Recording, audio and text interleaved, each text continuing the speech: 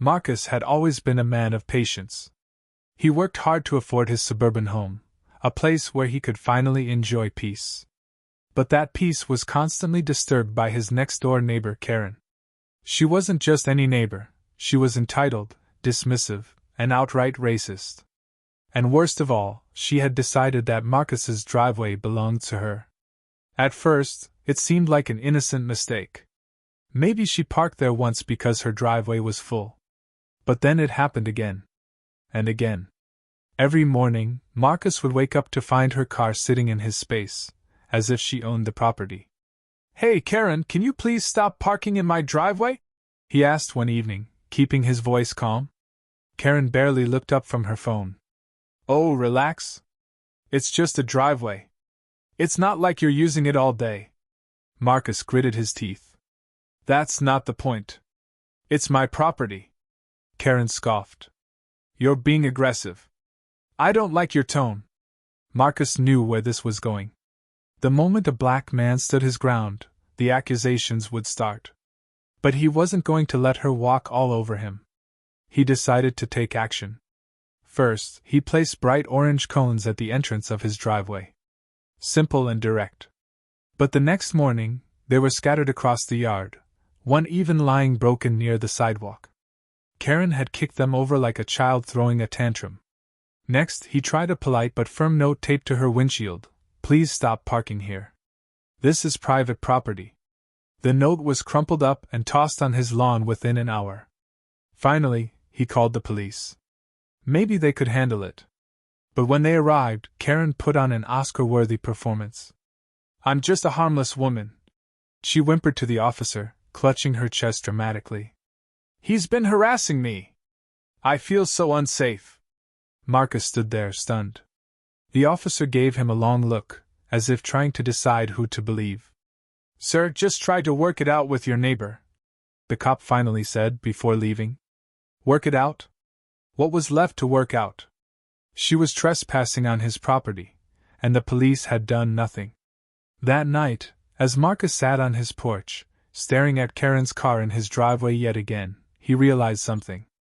He needed a different approach. One that would send a clear message that his property was off limits. And that's when he got the idea.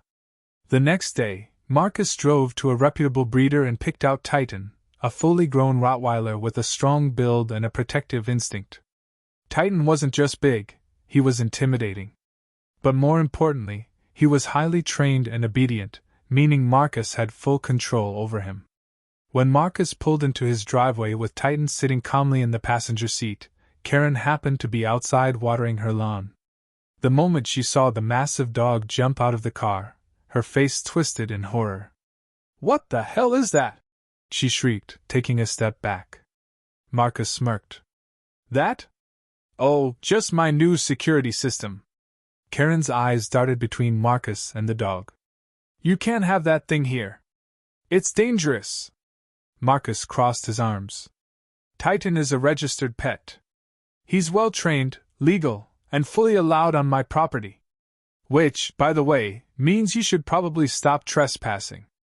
Karen clenched her jaw but didn't say anything. That evening, for the first time in months, Marcus's driveway was empty. No Karen. No car. For the next few days, Marcus noticed something amusing. Karen would peek out from behind her curtains, checking to see if Titan was outside before stepping out. She had gone from bold and entitled to hesitant and nervous. But Marcus wasn't stupid. Karen wasn't the type to just accept defeat. And he had a bad feeling she was already plotting something new.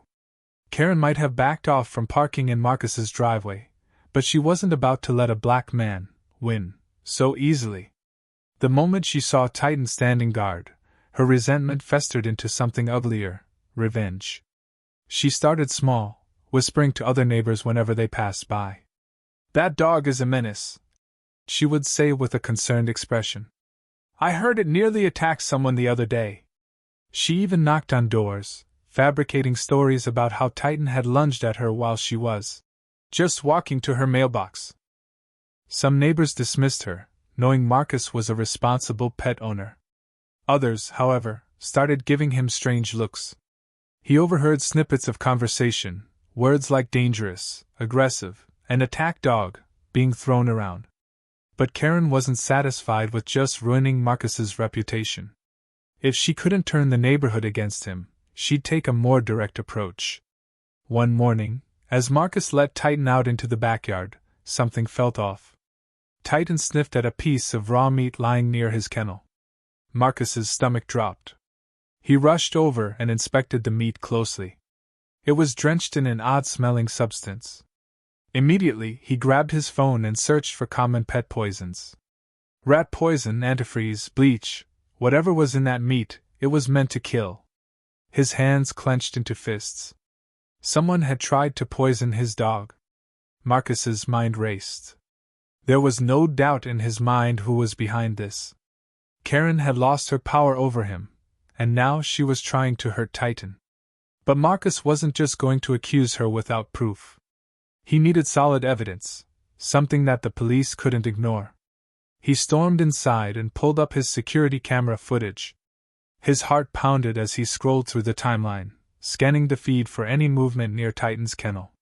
And then, there it was. The grainy footage showed a shadowy figure creeping up to his fence. A small hand reached over, tossing something into the yard.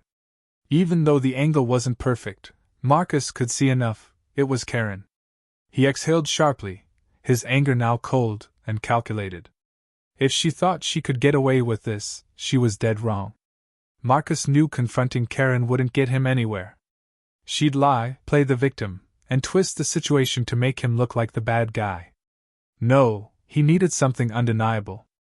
So instead of going to her doorstep, Marcus upgraded his security system.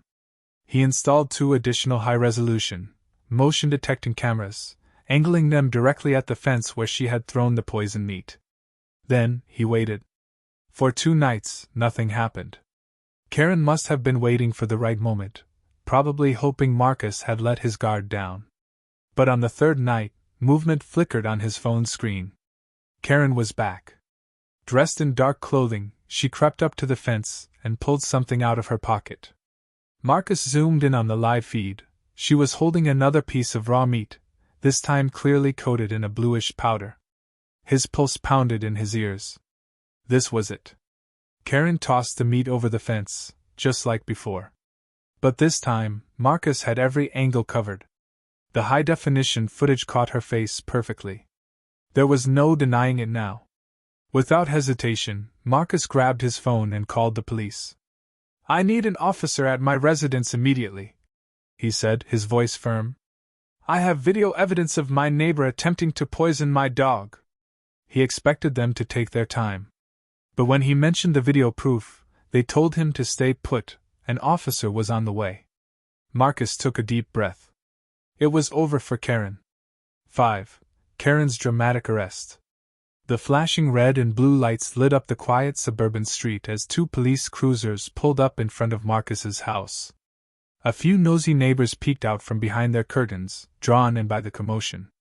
Karen must have noticed too, because the moment she saw the officers, she rushed outside in her robe, putting on her best, concerned citizen, act. "What's going on?" she asked, feigning innocence. The officer barely glanced at her before turning to Marcus. "You said you have video evidence?" Marcus didn't say a word, he just pulled out his phone and hit play. The moment the footage showed Karen's face, her entire demeanor changed. Her fake concern morphed into panic. "That's not me," she blurted out. "This is a setup. He's harassing me." The officer didn't look impressed. "Ma'am, we can clearly see you throwing poison meat into his yard." Karen's breathing grew frantic. I was just trying to protect the neighborhood. That dog is dangerous. I had to do something." Marcus folded his arms. "You mean the dog that hasn't bothered anyone? The one in my private, fenced-in backyard?" The officer turned to Karen. "Ma'am, you're under arrest for animal cruelty and trespassing." That's when the real meltdown began. Karen screamed at the top of her lungs, claiming this was all a racist conspiracy, that she was the real victim.